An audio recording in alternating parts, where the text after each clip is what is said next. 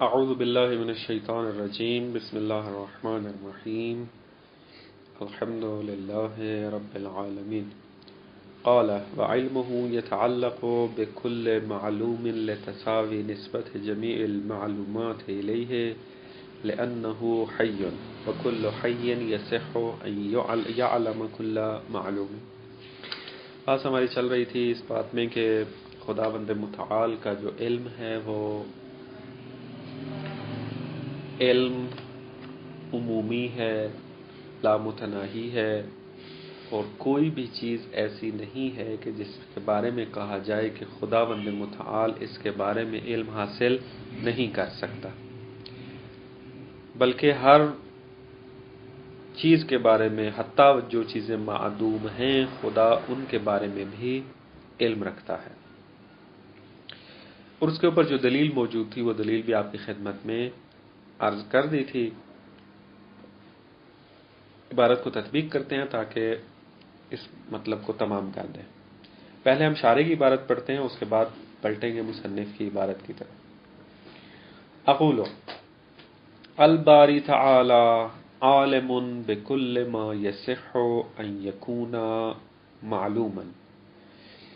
خداوند متعال عالم ہے ہر اس چیز کے بارے میں کہ جس کے اندر یہ صلاحیت ہو کہ وہ معلوم واقع ہو سکے، یعنی ہر چیز کا عالم ہے.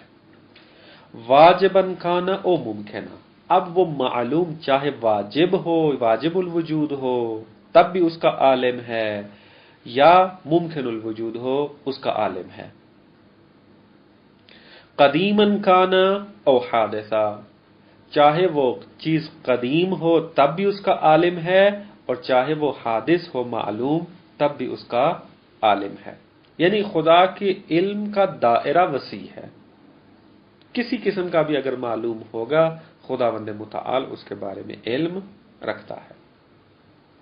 خلافاً للحکماء، لیکن اس نظریے کے کہ علم الہی کا دائرہ وسیع ہے، حکماء مخالف ہیں اس کے. حیث منعوا من علمہ بالجزئیات علی وجہ جزئی، کیونکہ حکماء نے انکار کیا ہے کہ خداوند متعال جزئیات کا علم نہیں رکھتا جزئی ہونے کی حالت میں. علی وجہ جزئی یعنی جزئی ہی کی حالت میں ہوتے ہوئے جزئی کا علم نہیں رکھ سکتا، جیسے کہ کل مثال دی تھی آپ کو.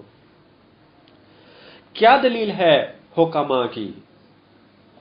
لتغیرها المستلزم لتغیر العلم الذاتی، کیونکہ جزئیات کا تغیر مستلزم ہے کہ علم ذاتی میں تغیر آ جائے، اور علم ذاتی چونکہ عین ذات ہے پس ذات میں تغیر لازم آتا ہے. پس اگر خدا جزئیات کا علم جزئی ہونے کی صورت میں علم رکھے گا تو خدا کی ذات میں تغیر و تبدل لازم آئے گا، اور یہ محال ہے چونکہ خدا کی ذات مجرد ہے. پس خدا جزئیات کے بارے میں علم نہیں رکھتا. اور خدمت میں آپ کے عرض کیا تھا کہ یہ نسبت اس فہم کے ساتھ وہ حکماء کی طرف درست نہیں ہے. آپ جو اساطین ہیں فلسفے کے، ان کے کلام کی طرف اگر آپ رجوع کرتے ہیں تو آپ دیکھ لیں جا کر خود کہ ان کی مراد یہ نہیں ہے، وہ یہ نہیں کہنا چاہتے کہ اس وقت جب میں بول رہا ہوں خدا میں چونکہ جزئی ہوں اور میرا یہ حالت بھی جزئی ہے، خدا میری اس حالت کے بارے میں علم نہیں رکھ سکتا کیونکہ میں متغیر ہوں. اگر خدا میرے بارے میں علم حاصل کرے گا تو خدا کی ذات میں بھی تغیر لازم آ جائے گا. یہ حکماء و فلاسفہ مشاء نہیں کہنا چاہتے، یہ نظریہ فلاسفہ مشاء کا ہے. وہ کیا کہنا چاہتے ہیں؟ فقط چند جملوں میں ذکر کر دوں کہ اصل میں غلطی فہم کے اندر کہاں سے ہوئی ہے.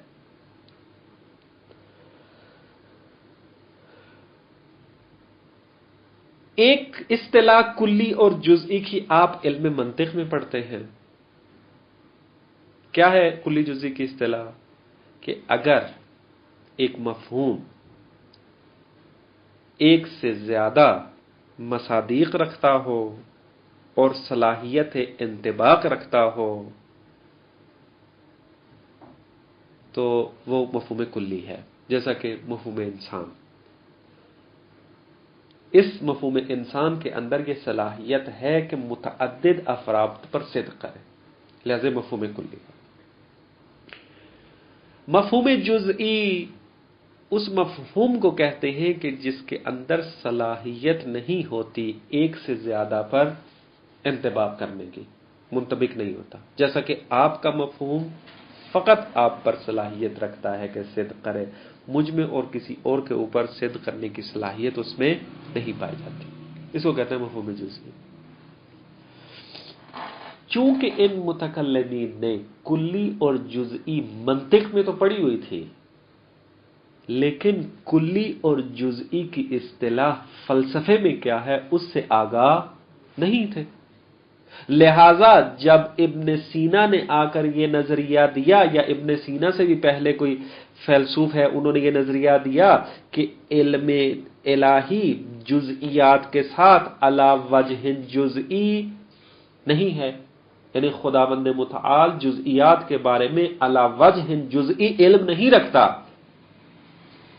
بلکہ علی وجہ کلی علم رکھتا ہے، اس طرح کی تعبیر ہے فلاسفہ کی.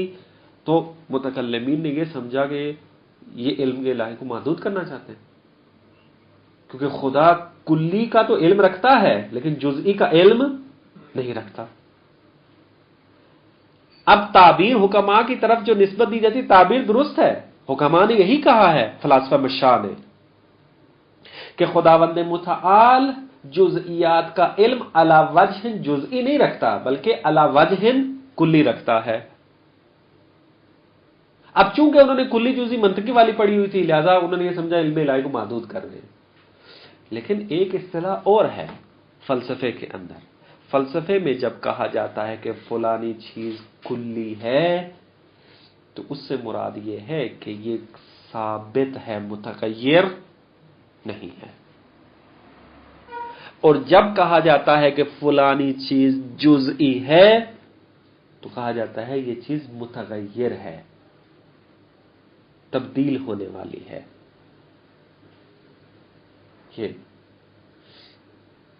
یہ اصطلاح اس سے غافل تھے. اب آ کر مثلا آپ مثلا علم کلی فلسفے کے اندر کہاں پر اطلاق ہوتا ہے؟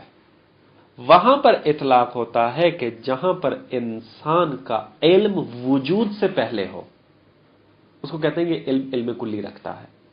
مثلا مثال دیتا ہوں، آپ نے ایک عمارت بنانی تھی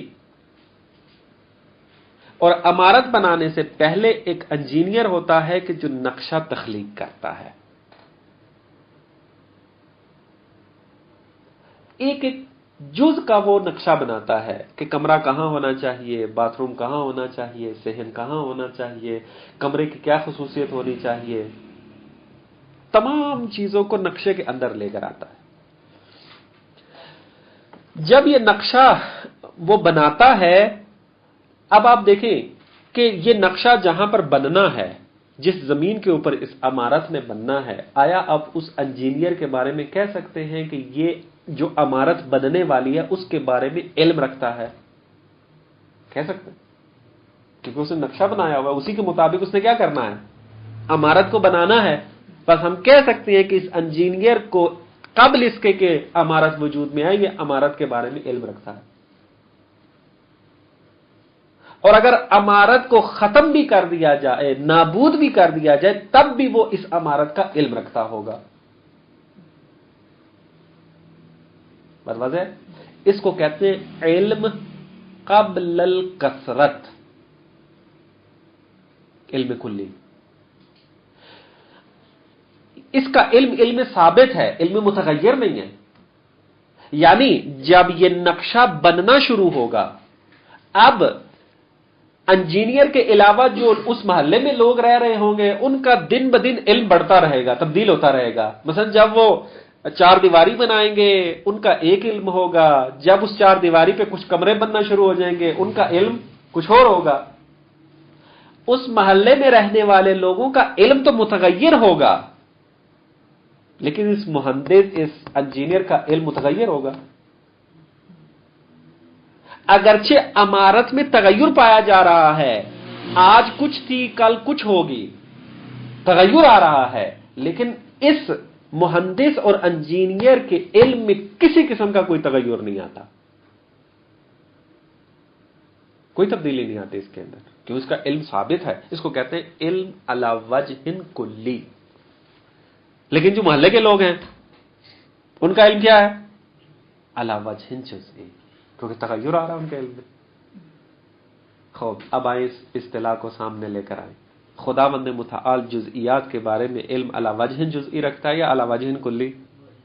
اگر آپ سے بھی کہا جائے تو کیا کہیں گے آپ؟ وجہ کلی. کیا عرض کیا ہے ان کی اپنی اصطلاح ہے کلی جزئی کی. ہاں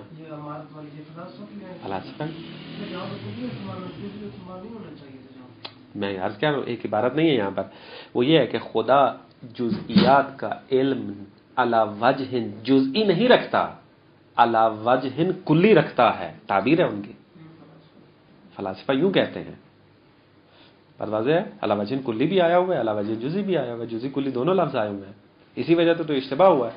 خوب اب آپ نے دیکھا کہ سوال ہے قبل الکثرہ، کثرت سے مراد ہے یعنی بلڈنگ جو ہے جب وجود میں، ابھی انجینئر کا جو علم ہے علم بسیط ہے، اس کے ذہن میں کمرے تو نہیں بنے نا، اجمالی بسیط طور پہ وہ علم رکھتا ہے. لیکن خارج میں جب یہ علم تحقق پیدا کر جائے گا اس میں کثرت آ جائے گی، یعنی تفصیل آ جاتی ہے اس میں، کمرہ کہاں کیسے موجود ہے باقاعدہ طور پہ ایسے موجود ہوتا ہے اس میں. اس کو کہتے ہیں جب علم تحقق پیدا کر جاتا ہے اس وقت کہتے ہیں یہ کثرت پائی جاتی ہے، اور اس سے پہلے جب کسی کو علم ہوتا ہے اس کو کہتے ہیں یہ قبل الکثرہ ہے. اور علم قبل الکثرت کو علم کلی کہتے ہیں فلسفے میں، اور بعد الکثرت کو علم جزئی کہتے ہیں اس کی نسبت کے جس کا علم متغیر ہوتا ہے اس کو دیکھنے کے بعد. خوب اب آپ دیکھیں گے اصطلاح کا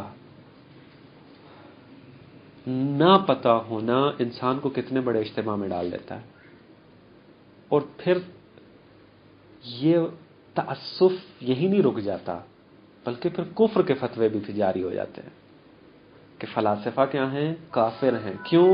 علم الہی کے منکر ہیں. اگر زحمت کی ہوتی تھوڑی بہت اور یہ اصطلاحوں کو جاننا تو غزالی و امثال غزالی کو ضرورت پیش نہ آتی فلاسفہ کو کافر ثابت کرنے کے لیے. اور یہ واقعاً بہت زیادہ ہو رہا ہے. مثلا بدبختی جو ہے نا وہ زیادہ عرفاء کی نسبت ہے. عرفاء کا علم شہودی ہے، ان کا علم کسبی نہیں ہوتا، شہود کرتے ہیں یہ. خوب جب یہ ایک چیز کو شہود کرتے ہیں، ایک حقیقت اور واقعیت کو پا لیتے ہیں، اب جب یہ عالم کثرت میں آتے ہیں، اس دنیا میں واپس آتے ہیں شہود کرنے کے بعد، یعنی عالم مکاشفہ سے نکل آتے ہیں باہر، اب اگر وہ اس حقیقت کو بیان کرنا چاہیں ان کو الفاظ نہیں ملتے. چونکہ یہ منطق کے اندر بھی مثلا شاید اشارہ آئے گا اور آپ نے خود کہیں پڑھا بھی ہوگا کہ الفاظ کے اندر اتنی قدرت نہیں ہے کہ وہ تمام حقائق عالم کو بیان کر سکیں. اسی وجہ سے آیات متشابہ بنی ہیں. قرآن کے اندر جو آیات متشابہ بنی ہیں اس کا ایک فلسفہ یہی ذکر کیا جاتا ہے کہ وہ حقیقت کے جو عرش پر موجود تھی، جو علم الہی کے اندر موجود تھی، اس کو خدا اگر اسی انداز میں بیان کرتا تو بشر کبھی نہ سمجھ سکتا. لیکن خدا نے کیا کیا ہے؟ انسان کے جانے ہوئے الفاظ سے ان حقائق کو بیان کیا ہے. لہذا کہیں پر عرش کا لفظ استعمال کیا، کہیں پر کرسی کا لفظ استعمال کیا، کہیں پر قلم کا لفظ استعمال کیا. اور جب بشر نے باب العلم سے ہٹ کر علم حاصل کیا تو مجسمہ بن گئے اور یہ آیات متشابہات کہلانے لگیں. بات واضح؟ خوب جب الفاظ میں اتنی قدرت نہیں ہے، عرفا جب آ کر، حقیقی عرفا کی بات کر رہا ہوں کیونکہ عرفا میں بعض منحرف بھی گزرے ہیں اور ہیں بھی موجود، بات اس کی نہیں چل رہی، بات حقیقی عرفا کی چل رہی ہے. اور وہ بزرگان کے جو غلط عرفان کو دیکھتے ہوئے کل عرفان کو باطل کرتے ہیں، میری بات ان سے ہے کہ آیا آپ جو ان کو رد کر رہے ہیں، آپ نے ان کی اصطلاحات کو خوب مطالعہ کیا ہے کہ وہ کہنا کیا چاہتے ہیں؟ یا اسی طریقے سے، جس طریقے سے علم الہی میں ہم پڑھ رہے ہیں کہ فلاسفہ نے جب یہ کہا کہ خدا جزئیات کا علم علی وجہ جزئی نہیں رکھتا بلکہ علی وجہ کلی رکھتا ہے، اور بعض نے آ کر کہا کہ فلاسفہ کافر ہیں، کیا آپ عرفاء کی نسبت یہی فکر تو نہیں رکھتے؟ آپ جا کے تحقیق کر کے دیکھیں، بغیر تعصب کے جا کے محنت کر کے تحقیق کر کے دیکھیں، کتنے قضایا آپ کو ایسے ملیں گے جس میں آپ خود فیصلہ یہ کریں گے کہ عرفاء کی طرف جو نسبت دی جا رہی ہے وہ نسبت غلط ہے، عرفاء کہنے نہیں جاتے. خوب، یہ ایک الگ بات ہے، ایک تذکر دیا آپ کو. اور دوسری بات، کفر کا فتویٰ کب دے سکتے ہیں آپ؟ کہ جب آپ کو پتا ہو کہ یہ انسان مغرض ہے، غرض رکھتا ہے، جان بوجھ کر گمراہ ہوا ہے، یعنی خود تو گمراہ ہے، اب جان بوجھ کر کیا ہے، یہ دوسروں کو گمراہ کر رہا ہے. لیکن اگر ایک انسان ایک دلیل، ایک استدلال، ایک برہان کے ذریعے ایک چیز کا عقیدہ رکھ لیتا ہے، اگرچہ وہ غلط ہو، کافر کہیں گے اس کو. فلاسفہ نے دلیل دی ہے کہ کیوں، اگر فرض کریں فلاسفہ اسی طریقے سے قائل ہوتے جیسے آپ کہہ رہے ہیں کہ کلی کا علم رکھتا ہے، جزئی کا علم نہیں رکھتا، لیکن فلاسفہ کے بعد دلیل موجود تھی، شبہہ موجود تھا ان کے سامنے، وہ حل نہیں کر سکے اس کو، آپ نے حل کر دیا. شبہہ یہ تھا کہ جزئی کا اگر علم حاصل کرے، جزئی متغیر ہوتی ہے، اگر خدا اس کا علم حاصل کرے تو ذات میں تغیر لازم آ جائے گا. تو چونکہ ذات متغیر نہیں ہو سکتی، خدا کی ذات منزہ ہے تغیر سے، پس خدا جزئی کا علم نہیں رکھتا. تو یہاں پر وہ خدا کی ذات کو بچانا چاہتے تھے یا خدا کی ذات کا انکار کرنا چاہتے تھے؟ خدا کی ذات کو بچانا چاہتے تھے. خدا کی ذات میں تغیر کے قائل نہ ہونا پڑے تو وہ قائل ہو گئے اس کے کہ وہ جزئی کا علم نہیں رکھتا، جزئی کا علم نہیں رکھتا. اصطلاح میں بات نہیں، ابھی میں بات کر رہا ہوں متکلمین کے فہم کے مطابق. فرض کریں کہ وہ حکماء نے یہ کہا ہے کہ وہ جزئی کا علم نہیں رکھتا، اسی معنی میں جس معنی میں آپ کہنا چاہتے ہیں، تو آیا کفر کا فتویٰ لگائیں گے آپ؟ نہیں آتا. فقہ میں جا کے پڑھ لیں، میلاک پڑھ لیں جا کر، کب کفر کے فتوے لگتے ہیں. حتیٰ ان کو گمراہ بھی نہیں کہہ سکتے ایسے بندے کو، کیونکہ گمراہ کی اپنی تعریف ہے، ضال و مضل کی اپنی تعریف ہے.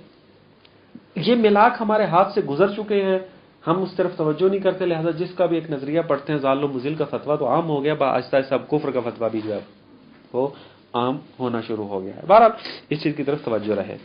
قلنا، یہ تھا استدلال فلاسفہ کا. لیکن شارح فرماتے ہیں قلنا، ہم قائل ہیں المتغیر هو التعلق الاعتباری للعلم الذاتی. ابھی متکلمین کے فہم کے مطابق ہی چل رہے ہیں ہم. شارح کہتے ہیں کہ ہم قائل ہیں خدا کلی کا علم نہیں رکھتا فقط، بلکہ جزئی کا بھی علم رکھتا ہے. پھر تغیر کا کیا کریں گے؟ جو فلاسفہ دلیل دے رہے ہیں کہ خدا کی ذات میں تغیر لازم آ رہا ہے، علم میں تغیر لازم آ رہا ہے، کہتے ہیں کہ یہاں پر تغیر تعلق کے اندر آ رہا ہے، علم کے اندر نہیں آ رہا. مثلا ایک چیز جب ہم کہتے ہیں فلانا انسان عالم ہے کسی چیز کا، تو اس میں تین چیزیں پائی جاتی ہیں. ایک ذات عالم ہے، میں ہوں مثلا، ایک معلوم ہے میرا، اور ایک آپ کا اور میرے درمیان جو تعلق ہے وہ چیز پائی جاتی ہے. یہ تین چیزیں ہوتی ہیں ایک چیز کے بارے میں عالم بننے کے لیے: ذات عالم ہو، ذات معلوم ہو، اور اس کے درمیان رابطہ ہو، اضافہ ہو، تعلق ہو. درست ہے؟ یہ تین چیزیں ہوتی ہیں. کہتے ہیں کہ علم کے اندر جو تغیر، جب آپ بیٹھے ہوئے ہیں تھوڑی دیر کے بعد آپ کھڑے ہو جائیں گے، ٹھیک ہے، یہاں پر میرے علم میں تبدیلی نہیں آئی ہے، بلکہ میرے تعلق کے اندر تبدیلی آئی ہے. یعنی پہلے آپ کا بیٹھنا میرا تعلق تھا، یعنی ذات معلوم تو آپ ہی تھے، اور یہ تعلق جو آپ کا تھا آپ کے بیٹھے ہونے والی حالت تھی. لیکن پھر بعد میں آپ کیا ہو گئے؟ کھڑے ہو گئے. تو اب یہاں پر طرفین میں سے ایک طرف تبدیل ہوئی ہے، اضافہ تبدیل ہوا ہے، خود علم تبدیل نہیں ہوا، بلکہ علم میرا باقی ہے. آپ کے بیٹھنے کے بارے میں بھی مجھے ابھی علم باقی ہے، آپ کے کھڑے ہونے کے بارے میں بھی علم ہو گیا مجھے. ایسا نہیں ہوا کہ میرا بیٹھنے والا علم جو ہے وہ تبدیل ہو گیا کس میں؟ کھڑے ہونے والے علم کے اندر. ایسا نہیں ہے. بس کہتے ہیں کہ یہ تعلق تبدیل ہوتا ہے کہ آپ ایک طرف اس اضافے کے اندر ایک طرف تو میں ہوں اور دوسری طرف ذات معلوم ہے، یہ تبدیل ہوتا رہتا ہے، نہ کہ میرا علم تبدیل ہوتا رہتا ہے. علم میں تبدیلی تب جزئی کے علم میں اس وقت مشکل پیش آتی کہ جب دوسری ذات معلوم تبدیل ہوتے ہوئے میرے علم میں بھی تبدیلی آ جائے، تب مشکل پیش آتی. لیکن ایسا نہیں ہے. ذات معلوم یہ طرف جو ہے وہ تبدیل ہوتی رہتی ہے، لیکن میرے علم میں تبدیلی واقع نہیں ہوتی، اور انسان وجداناً اس کو در کرتا ہے. پس چونکہ تعلق اعتباری ہے کہ جو تبدیل ہو رہا ہوتا ہے، نہ کہ علم ذاتی، پس خدا کا جزئی کے بارے میں بھی علم حاصل کر لے کو مشکل پیش نہیں آتی. قلنا المتغیر، جو چیز تبدیل ہوتی ہے، ہوا التعلق، وہ تعلق ہے. اور تعلق کیا ہے؟ اعتباری ہے، کیونکہ خارج میں موجود نہیں ہے تعلق. میں اور آپ کو نسبت میں لے کر آؤں گا تو میرا اور آپ کا تعلق پیدا ہوگا. لل علم الذاتی، متغیر چیز جو ہے وہ علم ذاتی نہیں ہے. والدلیل علی ما قلنا ہو، فرماتے ہیں کہ دلیل کیا ہے آپ کے پاس کہ خدا کا علم جو ہے وہ عمومی ہے. انہ یصح ان یعلم کل معلوم، کیونکہ صحیح ہے خداوند متعال تمام معلومات کے بارے میں علم حاصل کر سکے. فیجب لہ ذالک، چونکہ امکان ہے خدا کے لیے کہ یہ تمام معلومات کے بارے میں علم حاصل کر لے، تو خدا کے مورد میں امکان وجوب ہوتا ہے. فیجب لہ ذالک، پس واجب ہے کہ خدا تمام معلومات کے بارے میں علم رکھتا ہے. اب اس کو ثابت کرتے ہیں. اما انہ یصح ان یعلم کل معلوم، یہ جو ہم نے ادعا کیا ہے کہ خداوند متعال تمام معلومات کے بارے میں علم رکھنے کی صلاحیت و امکان رکھتا ہے، فلانہ حی، چونکہ خداوند متعال کی ذات حی ہے. وکل حی یصح منہ ان یعلم، اور ہر حی کے اندر یہ صلاحیت ہوتی ہے کہ وہ علم حاصل کر سکے چیزوں کے بارے میں. پس جب صلاحیت موجود ہے، وَنِسْبَةُ هَذِهِ الصِّحَّةِ إِلَى جَمِيعِ مَا عَدَاهُ نِسْبَةٌ مُتَسَاوِيَةٌ، اور خود یہ جو امکان کی نسبت ہے وہ کیا ہے؟ إِلَى جَمِيعِ مَا عَدَاهُ، خداوند متعال کے علاوہ تمام کی طرف نسبت متساوی ہے. یعنی خدا کے سامنے کوئی معنی نہیں ہے، تاکہ اس امکان میں وہ بعض کے اوپر تو عالم ہو سکتا ہو لیکن بعض کے اوپر عالم نہ ہو سکتا ہو، بلکہ یہ متساوی نسبت رکھتا ہے. فَيَتَسَاوَى نِسْبَةُ جَمِيعِ الْمَعْلُومَاتِ إِلَيْهِ أَيْضًا، جب ذات مساوی ہے تمام کی نسبت تو اس کا علم بھی کیا ہو جائے گا؟ تمام معلومات کی نسبت مساوی ہو جائے گا. اس کی تفصیل میں نے عرض کر دی ہے پہلے. یہ پہلا مدعا ہمارا. بس خدا تمام معلومات کی نسبت علم حاصل کرنے کے لیے امکان رکھتا ہے. وَأَمَّا أَنَّهُ إِذَا صَحَّ لَهُ تَعَالَى شَيْءٌ وَجَبَ لَهُ، اور یہ جو ہم نے کہا ہے کہ خداوند متعال کے لیے اگر کوئی چیز امکان رکھتی ہو تو وہ حتماً واجب ہوگی. کیوں؟ فَلِأَنَّ صِفَاتَهُ تَعَالَى ذَاتِيَّةٌ، کیونکہ صفات خداوند متعال ذاتی ہے، کسی کی دی ہوئی نہیں ہے، اس کی اپنی ہے.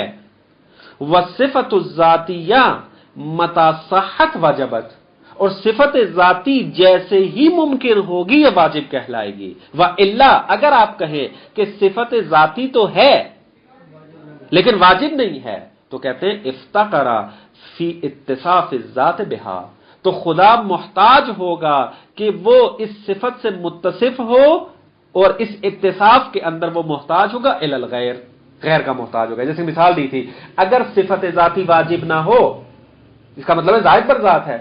زائد پر ذات ہے، اس کا مطلب یہ ہے کہ علم آئے گا ذات میں تب خدا عالم بنے گا. پس خدا عالم ہونے کے لیے علم کا محتاج ہو جائے گا، پس خدا غیر کا محتاج ہے. فیکون الباری تعالی مفتقرا فی علمہ الی غیرہ، پس خداوند متعال اپنے علم میں غیر کا محتاج ہو جائے گا، وہو محال، اور ہم پہلے ثابت کر آئے ہیں کہ خداوند متعال غنی مطلق ہے، وہ کسی بھی چیز کے اندر محتاج نہیں ہے۔ پس نتیجہ یہ نکلا کہ خداوند متعال ہر چیز کا عالم ہے۔ والسلام علیکم ورحمۃ اللہ۔